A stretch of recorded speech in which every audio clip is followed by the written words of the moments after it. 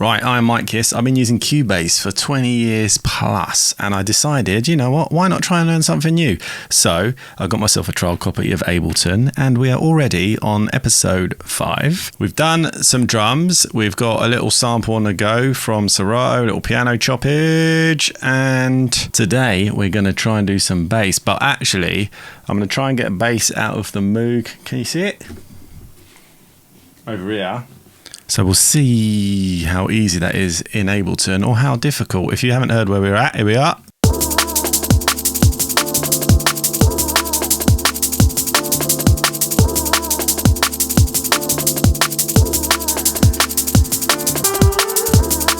We've got a lovely little liquid number brewing.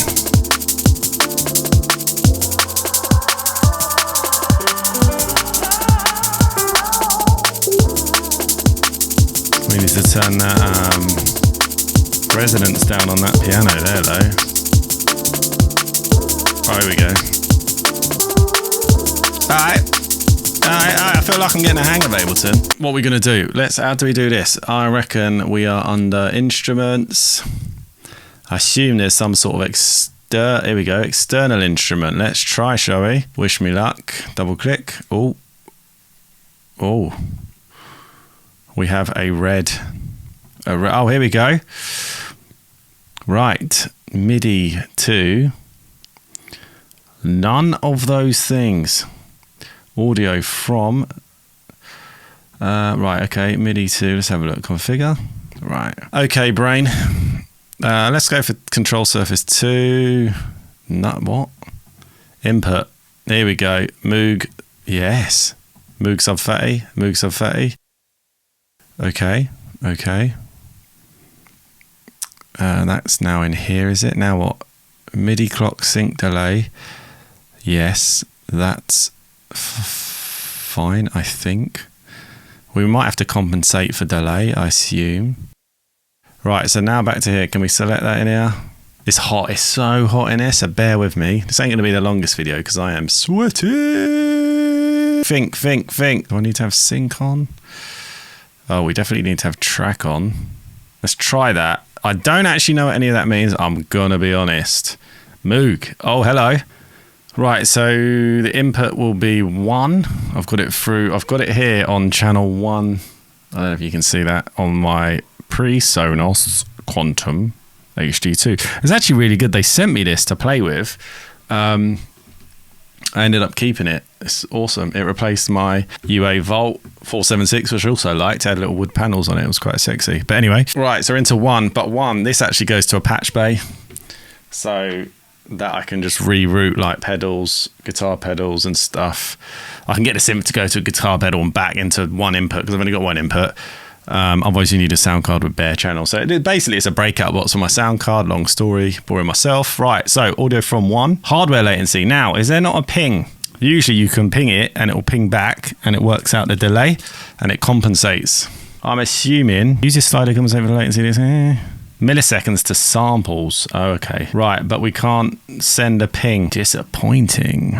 Let's see if we're actually getting a signal from the Moog. Oh, I don't know if you can hear that. Can you hear that? I hope you guys can hear that. Because hold on, there's a way for me to find out. Let's see. Because obviously... Right, yeah, so... In theory, you should be able to hear that. In theory, you should, even though it's external, the way I've done my recording audio for screen recording, complicated. I'm using something called Loopback. Don't ask. It's actually really good, to be fair. But you can create fake like virtual devices. So here we've got one called sample mode.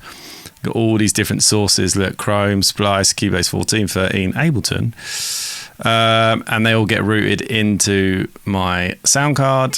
And that means I can then like set this as an input on something like Adobe Audition or QuickTime, and it records all of those things as if it's a mic. It's quite clever. That's a good sign. Now there is a plugin. There is a plugin which allows you to control. Here it is. Please work. Oi! Right, so that's basically the front of that Moog. So you can, yes, you can load local, please. You can load, look, it's kept all my presets, yeah. You can load and save all different presets. All the shift commands from the synth that you have to press a million buttons to get to are just here. Makes your life a lot easier. And then we can just not have to get up off my chair. I can just be lazy as hell and play it from here. So now it seems we've broken it. So let's go back. No, what have we done? Shit. Right, local, load. Why can't I load any of my presets? Oh no. We're no longer getting any. Oh, hold on. It's overwritten the external instrument. That's a problem, isn't it? Yeah, that needs to be Moog. Audio input from 1, yes. But I need to add my insert here so that I can control it. Shithouse. How are we going to do this? Can that not go? It's going to override. I don't want it to override. No, no, no. Why? Oh, it's because it's treating it like a synth, isn't it? Rather than an insert. Shithouse. What if we run it from here? Yes. Yes, Ableton. Good. Right. Where were we? Librarian. Here's one. Here's a little subby square. I think it's a square. No, it's a triangle. Here's one I made earlier. Now we should be able to affect this live in real time.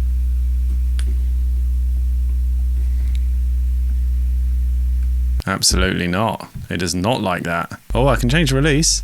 That worked. Okay, why is the cutoff not working? It's weird. Let's try and turn it on the hardware. Oh, it's working. Look, the screen's moving. See, that's cool.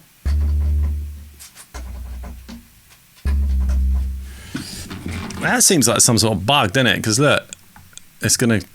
Oh no. Right, it's working. Oh, I'm happy about that. Let's turn up to max volume on the synth. Full output, please. Okay, let's have a little play.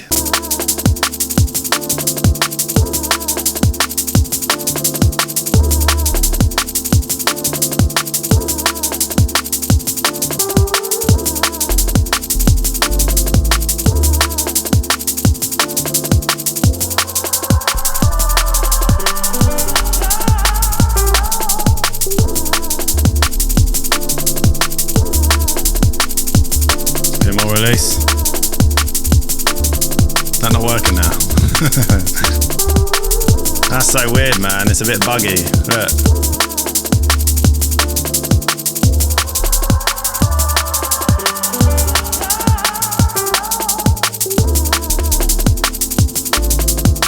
That's the thing with a Moog.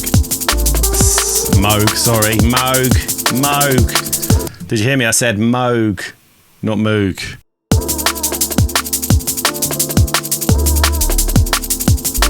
Before some absolute Jobsworth toolbox tells me my pronunciation's correct, show some respect.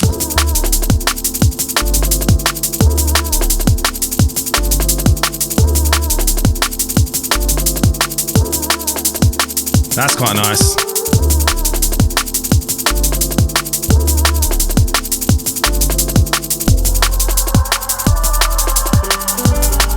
Where's that third note? I want it to keep resetting here, not there. Yeah, something like that.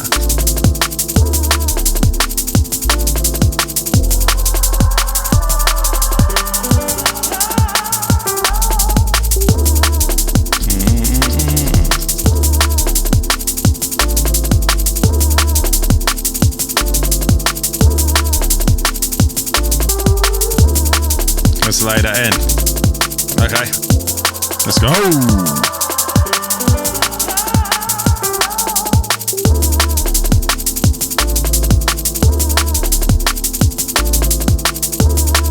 I forgot the down note. Yeah.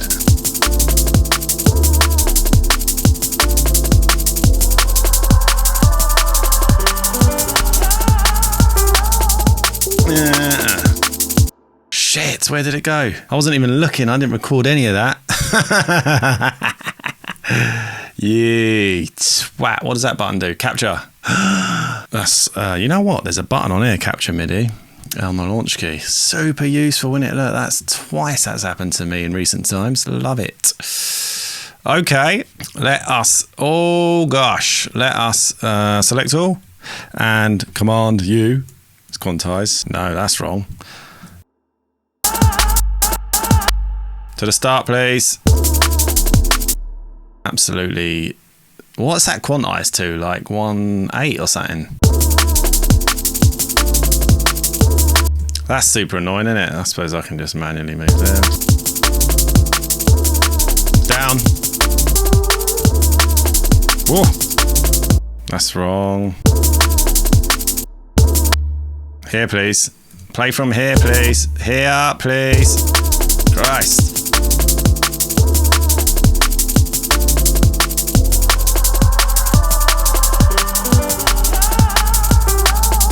That's horrible, isn't it? That little rise up.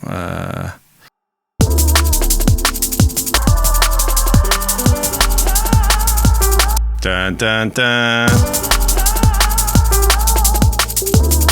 Maybe. Right, where's our velocity? Do we get like velocity? Oh yeah. Oh, what's this? Is that velocity? I quite like that. And then you get stuck in 8 bars for the rest of the day now. That's it. How do we bounce that as audio now? Let's get that into audio. Right click. What did I do the other day? Bounce. Track in place. Bounce to new. Didn't sound like there was any delay, did it? Which is good. Obviously, understandably, it's got to do it in real time because the synth is on. At this point, we could like tweak the filter a bit. I can't bother to get up because it's too hot. But that's what you would do. Bit of movement. Or you could write it in the MIDI, automate it. Okay. Oh! Hello, and it's muted that one as well, is it? You clever minx. Let's have a look. Let's have a look. Let's zoom right in on bar. Now that, to me, looks like milliseconds potential delay, but no, that is really good. Well done, Ableton. That was patronising, wasn't it? Sorry, mate. Ah, dang! Tiny bit of processing on the instrument. Let's go. So we wanna get a little EQ8, is it? Usually I'd do this on the bus because we might have more than one bass sound. But for demonstration purposes, let's carry on. Right, I'm gonna low pass. I want that curve to be steeper.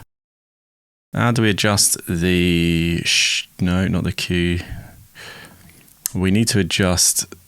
Oh, is that it? You've got ×4 or standard. This is why I use Fab Pro Q2, to be honest. You get a little bit more control. But anyway, for now, so we're just going to get some of that rumble off.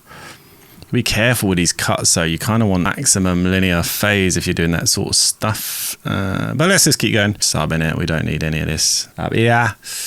Right, and then I'm gonna get a little bit of decapitator on it because can I just search for that? Make my life easy. Come on, Ableton. Stepping up now, isn't she, today? I'm just gonna get a bit of harmonic distortion going just because it's gonna make it sound a bit fuller and obviously more apparent on rubbish speakers. Let's have a listen.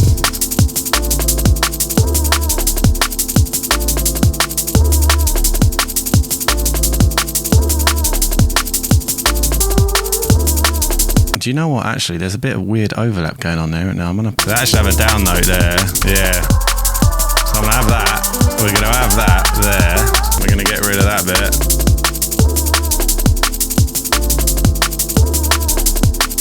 Something like that. And then I actually want to do a little bit of multi-band compress because. Is it multi-band compression is what I want. This is an expander, isn't it? As well as a compressor.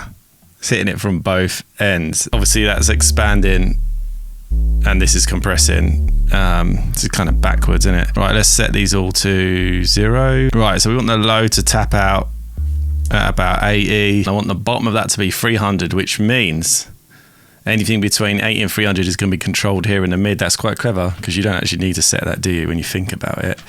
I'm getting it. Okay, we're going to hit this one a little bit harder. 2.5. Let's still keep this relatively quick, give or take. And we'll just hit it a little harder here. Let's play. Barely. I only want a couple of dBs of reduction. So let's just push in a bit. There we go. A bit more. Okay. And then the top, we're going to bring the release down a little bit. That's better. It's bringing a lot of body out of this sub, isn't it? And then up here, we'll just do even attack and release somewhere around here. Hit this a bit harder. We're going to do subtle at the top, maybe 1.5. Let's push this up. That's just giving us a nice... Let's turn this back on.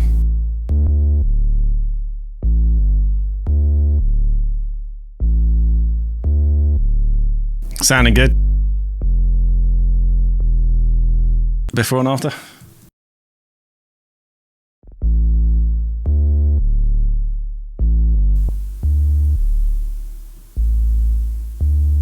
A bit boomy, innit?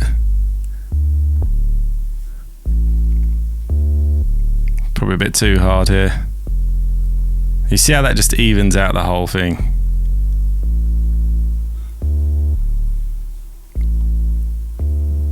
Maybe dial back that mid because we're getting a bit of too much harmonic. In the mix.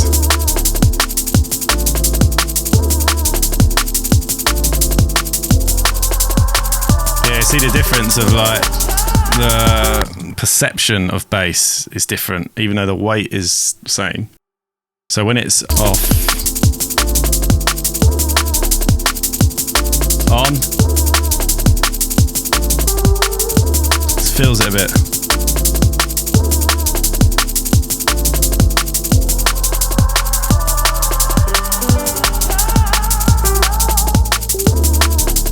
And if I want to push that more, I'm going to come back here now. Now I've got my multiband set.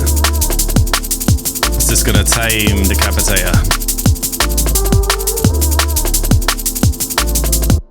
There's slightly out of time note, isn't there? Which is just frustrating. I reckon it's the piano, isn't it? Can I just solo? How do you solo toot more than one thing? There you go.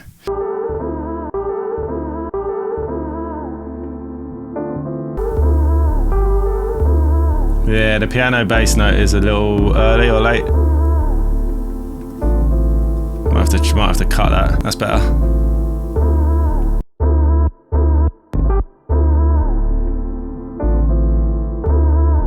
I shouldn't have done that because I've moved everything. Let me cut here. Then it feels ever so slightly late. Right, let's try that. That's better.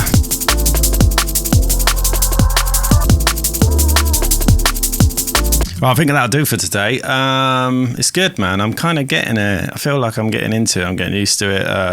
It's no longer scary to open and play around. I definitely feel like I'm not even scratching the surface. I'm not even clawing at it. I'm barely near it. But yeah, I'm excited to learn more, all the shortcuts, and I'm gonna try and get a little vocals sorted for this, and then we can do some processing on that as well, see how it handles it. Yeah, man, wicked, nice one. Make sure to sub up, follow my journey. Peace.